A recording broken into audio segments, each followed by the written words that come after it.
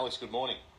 Good morning, Stephen. We've talked about this before. We discussed this with the Ben Roberts-Smith case. There's other high-profile defamation proceedings that have taken place. Christian Porter, Craig McLachlan. Of those, I think Craig McLachlan's probably the only one that's come out of it, I guess, with any benefit to it.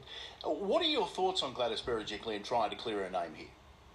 Well, look, I can understand her position. I think the allegations against her were relatively minor, say relative to Ben Roberts-Smith, and I think she's got a decent chance of winning the case, and I think that's critical. If you run the case, you've got to win it. Yep. And I think in the case, say, of Ben Roberts-Smith, he lost quite badly, and every time the media reported on it, in any event, every time there's a development in the case, they retell the original allegations against him, and they will against her too. So she's got to be willing to stand up to more and more media scrutiny on the original allegations, which is that she engaged in serious corrupt conduct.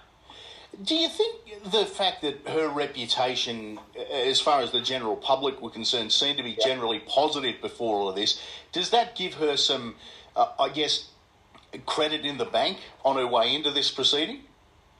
Yes, I think that's true. I think she's generally considered, she's got a generally positive image, and I think that does help the media side of it, but it certainly wouldn't help in the legal side of it. The legal, this is a judicial review of the Independent Commission Against Corruption's findings, so that's the court having a look at that decision and deciding if it was made according to law. So that's a very narrow, difficult legal road, and her reputation will have nothing to do with whether that legally she wins the case. No, that's right. But I mean, from the perspective of her reputational capital, is she likely to maintain more of that because of what she goes in with?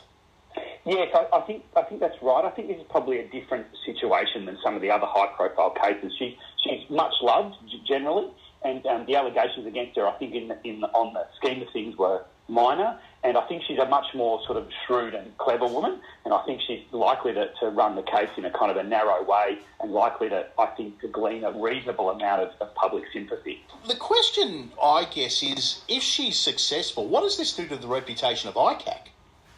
Yes, well, it wouldn't be the first time that ICAC's actually been found to have made the wrong decision.